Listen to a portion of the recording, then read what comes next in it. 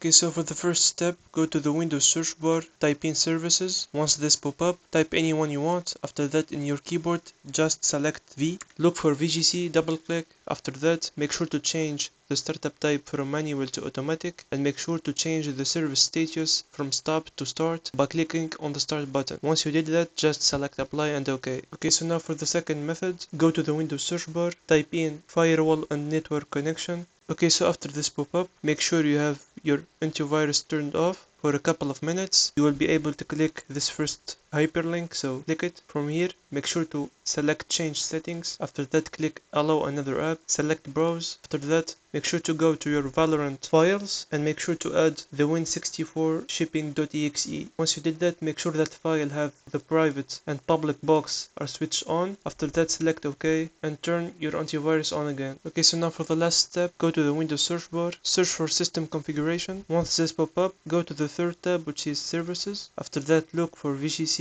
and make sure to check the box. After that, select apply and OK. For the last step, go to the Windows start icon. After that, make sure to restart your computer and your problem should be solved. If you find it helpful, make sure to subscribe.